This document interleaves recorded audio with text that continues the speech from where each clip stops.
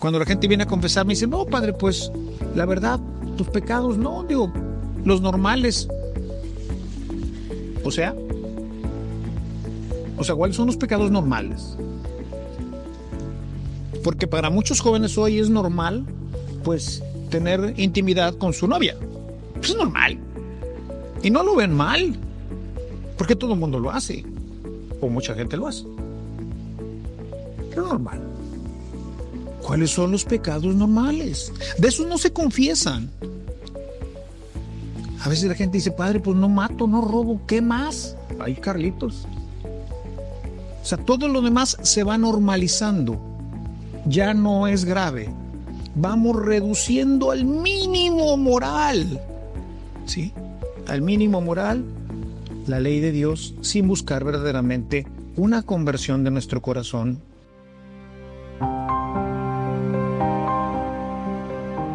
En este capítulo, este domingo sexto del tiempo ordinario, estamos, como decía al principio, pues continuando esta lectura que venimos haciendo del Evangelio de Mateo y que iniciamos en el capítulo 5. Recuerden que les he comentado en otras ocasiones que esta sección, que le llamamos el Sermón de la Montaña, es una colección que ha hecho Mateo para compactar en esta sección de su Evangelio las principales enseñanzas de Jesús sobre la vida cristiana. De manera que son sumamente importantes meditarlas, reflexionarlas y sobre todo entenderlas. Desafortunadamente, como comentaba pues al principio, estas se ven cortadas ahorita en el capítulo, en el domingo sexto, y retomaremos nuevamente por ahí del domingo noveno. Habremos perdido generalmente 3 domingos. Estaremos regresando probablemente a la mitad del capítulo 6.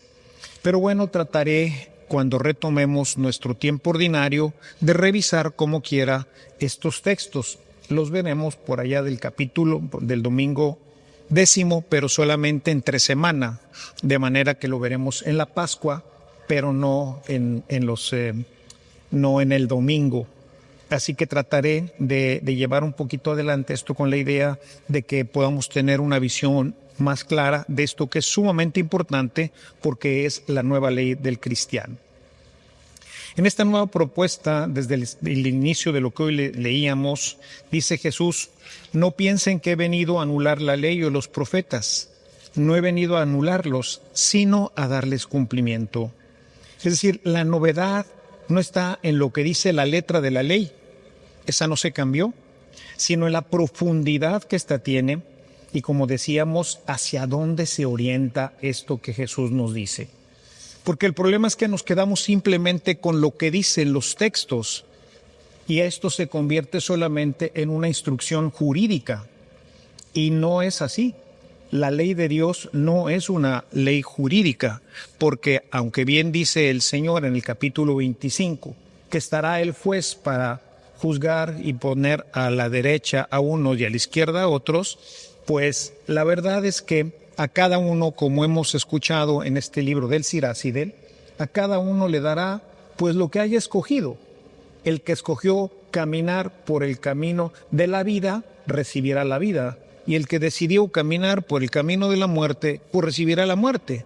Es decir, si yo decidí seguir el camino de la ley de Dios, de buscar hacer lo que Él me pide con la orientación que Él le ha dado, pues recibirá la vida.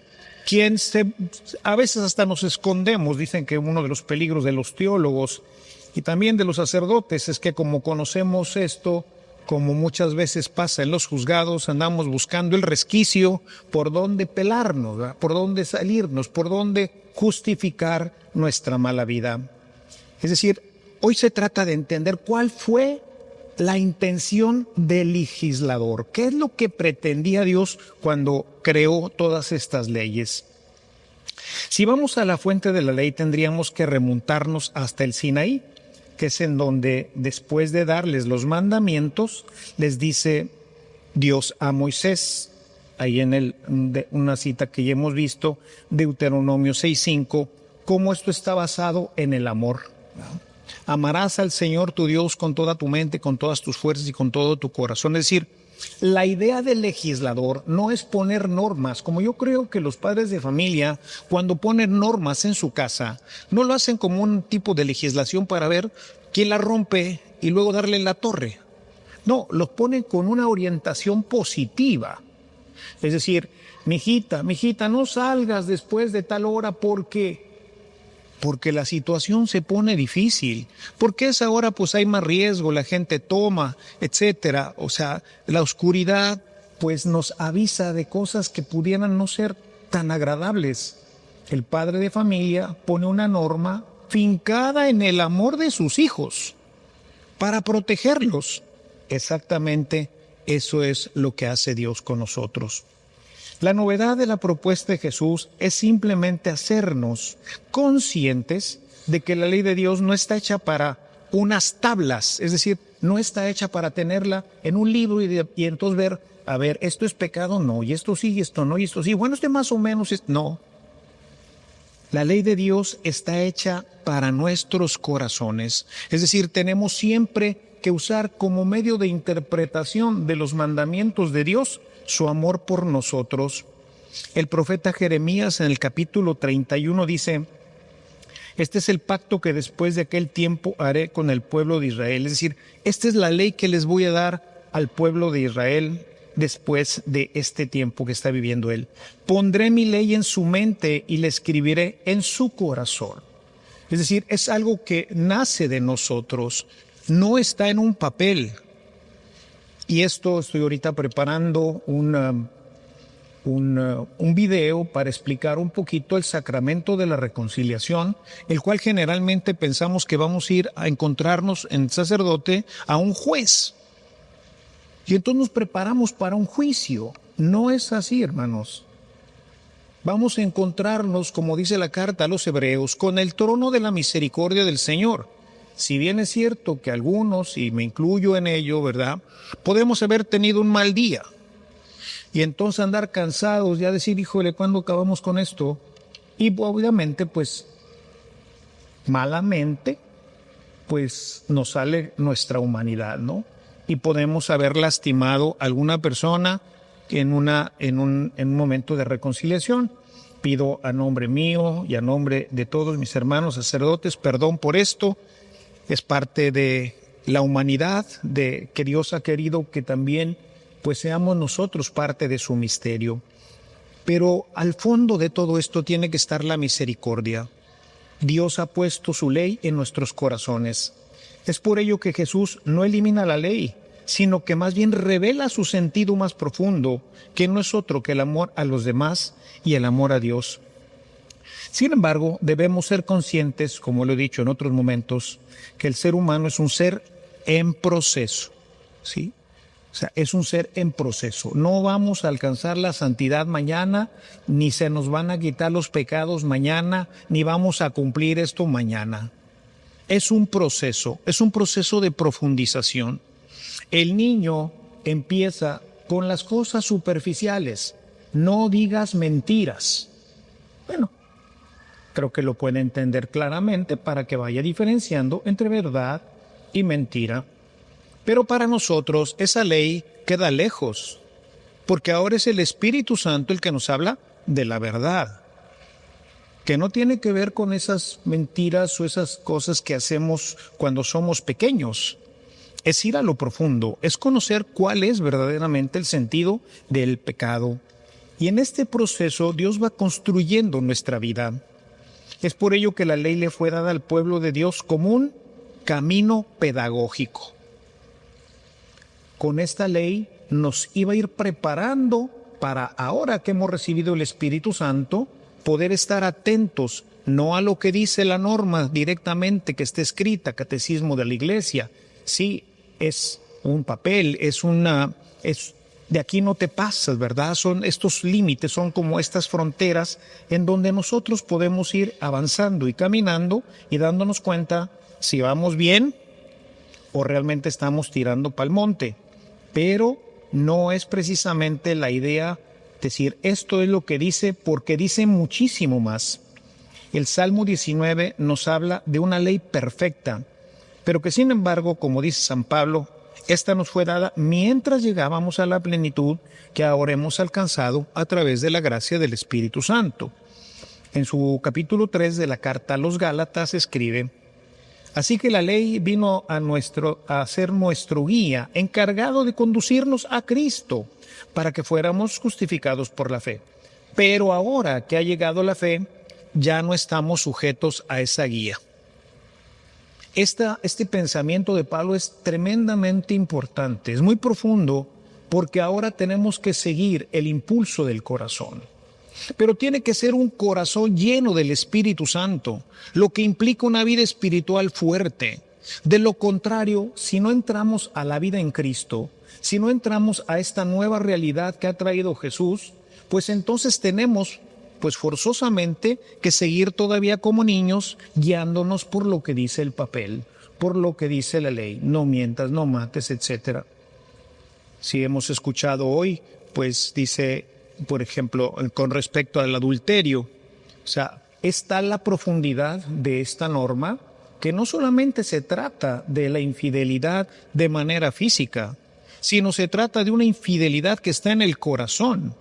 Quien ve a una mujer con malos ojos, o un hombre, puede ser, recuerden que siempre está escrito esto de esta forma, porque así se escribió, pero no es así. Hombre y mujer igual. Si el hombre y la mujer ven a otra persona con malos ojos, ya cometieron un adulterio en su corazón. Es decir, va muchísimo más allá de lo que normalmente nosotros veríamos cuando nosotros leemos directamente la ley. El problema del fariseísmo, que hoy continúa presente en muchos de nosotros, es la búsqueda de reducir la ley a un mínimo moral sin conversión. ¿Qué es lo mínimo que necesito hacer? Bueno, los pecados veniales, bueno, están bien, eso están bien. Cuando la gente viene a confesar, me dice: no, padre, pues la verdad, tus pecados no, digo, los normales. O sea,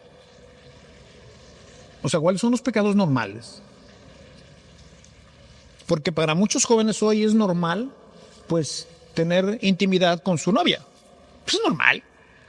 Y no lo ven mal, porque todo el mundo lo hace, o mucha gente lo hace. Es normal. ¿Cuáles son los pecados normales? De esos no se confiesan. A veces la gente dice: padre, pues no mato, no robo, ¿qué más? Ay, Carlitos. O sea, todo lo demás se va normalizando. Ya no es grave. Vamos reduciendo al mínimo moral, ¿sí? Al mínimo moral, la ley de Dios, sin buscar verdaderamente una conversión de nuestro corazón. Jesús, el Hijo de Dios, el legislador en su autoridad, determina y nos explica la ley en estos capítulos. Y aunque pues es largo el texto, que incluso, como decíamos, tendremos que seguir leyendo un poquito más adelante, podemos ya darnos cuenta no de las novedades, sino de la profundidad con que tenemos que entender y sobre todo vivir esa ley que conocimos cuando vinimos al catecismo. Si pusiéramos un examen ahorita, ¿cuántos de ustedes, sean honestos consigo mismos, pudieran ahorita enumerar los 10 mandamientos? Diríamos: ay, pues sí, pues seguramente que sí habrá muchos que lo hagan, pero esto es de los niños, no es para nosotros.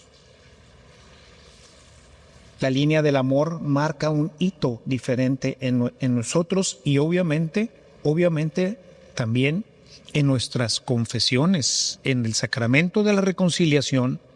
Necesitamos ir avanzando porque la gente hoy se sigue todavía confesando parvulariamente como un niño. Y a veces ni siquiera eso, porque ven al padre sentado y no han hecho ni examen de conciencia ni nada, sino dicen: déjame confesarme. Y llega, muy bien, ¿y cuáles son tus pecados? Bueno, pues a ver, sí, creo que dije algunas mentiras.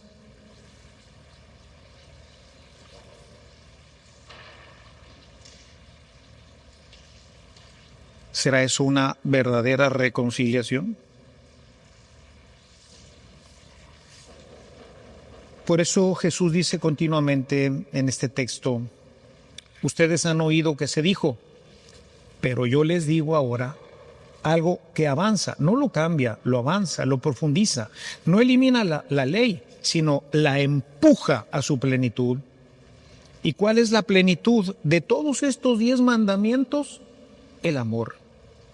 Yo en mi grupo de matrimonios les digo que es difícil encontrar a alguien que venga a reconciliarse con Dios y que me diga, Padre, vengo a pedirle perdón a Dios porque no cumplo el primer mandamiento. No amo a Dios con toda mi mente, con todas mis fuerzas y con todo mi corazón. Y por eso, porque no amo a Dios con todas mis fuerzas y con todo mi corazón. Y ahora sí, enlístame qué es lo que pasa. Por eso no tengo caridad con mis hijos, con mi esposa, con mis trabajadores, con el barrendero, con la persona que me pide caridad. Bueno, todo eso se deriva de que no amo a Dios con todo mi corazón. Pero nadie empieza por ahí. ¿Qué tanto verdaderamente amamos a nuestro Señor? Quizás una de las enseñanzas más útiles para nosotros con respecto a la ley es entender que el pecado comienza en el corazón, no afuera.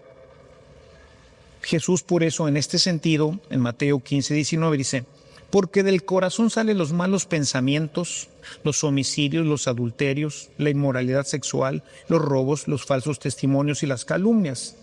En este sentido los invitaría, sobre todo ahorita que vamos a empezar la Cuaresma, a leer el capítulo 1 de la Carta de Santiago, donde habla de todo el proceso, cómo va dando el proceso del pecado que nace en el corazón. Va madurando, va madurando, va madurando, hasta que finalmente se gesta, crece eso que se gestó y culmina con la muerte. Dice, y una vez que se da luz al pecado, viene la muerte. Entonces, sería interesante ver que es todo un proceso el pecar. No es algo que de repente, no. Hubo todo un proceso para llegar a ello. De manera que la novedad del cristiano, mis hermanos, no consiste en convertirnos en guardianes del orden para evitar que se cometan pecados, sino en cambiar el corazón del hombre por medio de la acción del Espíritu Santo. Pues Dios no quiere solo actos concretos y correctos, sino corazones sanados por la acción del amor derramado en el bautismo en cada uno de nosotros y que se va cultivando mediante la vida espiritual. Si los padres de familia, si en nuestros catecismos aprendiéramos más esto, creo que tendríamos una sociedad diferente. Pero al aprendernos los mandamientos solamente como estatutos, fácilmente se olvidan. En cambio, cuando se aprenden como una experiencia de vida, entonces se guardan en el corazón. Pero guardamos mucho material en la cabeza que poco a poco, y sobre todo pues en las escuelas, con los amigos y demás, poco a poco se va limpiando todo esto y terminamos sin nada en nuestro corazón. A partir de Jesús, por medio de la acción del Espíritu Santo, la ley del amor se convierte en el criterio supremo para juzgar. San Pablo, tanto en su carta a los Gálatas como en la dirigida a los romanos, nos habla del amor. Leo para ustedes este texto de Romanos. No tengan deudas pendientes con nadie, a no ser la de amarse unos a otros. De hecho, quien ama al prójimo ha cumplido la ley entera. Porque los mandamientos que dicen, no cometas adulterio, no mates, no robes, no codicies, y todos los demás mandamientos se resumen en este precepto: ama a tu prójimo como a ti mismo. El amor no perjudica al prójimo, así que el amor es el cumplimiento de la ley. Vean entonces aquí la relación tan intensa que tiene esto con nuestra vida de oración. Si nosotros no alimentamos al Espíritu Santo mediante la oración, mediante la lectura de la palabra, mientras con el ayuno y con todas las prácticas religiosas, no crece el amor. Y entonces tenemos que estar atorados con el tema del pecado, que no lo podemos cumplir. Lo que dice San Pablo en su carta a los Romanos en el capítulo 7. Hacemos lo que no queremos. Y eso que quisiéramos hacer, pues no nos sale. ¿Por qué? Pues porque el pecado nos jala. ¿Y por qué nos jala? Porque aunque sé que no debo de hacer eso, como quiera lo hago. Necesito que Dios me ayude. Pero si no tengo vida espiritual, ¿cómo nos va a ayudar Dios? Le tenemos cerrada la puerta. Hay que abrirle la puerta. Por ello, ya no se trata de estarse preguntando qué es o qué no es pecado, sino preguntarse con seriedad: ¿esto que estoy haciendo, esto que estoy pensando, esto que voy a hacer, construye el amor? ¿Con esto que voy a hacer, estoy construyendo el amor en mi familia, con mi esposa, con mis hijos, con mis padres? ¿Todo esto me lleva a darle vida a la sociedad en la que convivo, empezando desde mi propia familia? Eso es lo que hay que preguntarse. ¿Será pecado venial o mortal? Eso no, por el amor de Dios. Todos son pecados. Y todo pecado quita gracia y quita vida y resta el amor. Por eso lo que tenemos que preguntarnos es: ¿esto que voy a hacer verdaderamente aporta al amor de mi familia? ¿Aporta al amor de mi esposa, de mis hijos, de mis padres, de mi sociedad o no? ¿No? Ok, no lo hagas. Porque no aporta nada bueno. Esto es lo que realmente construye la santidad de una persona.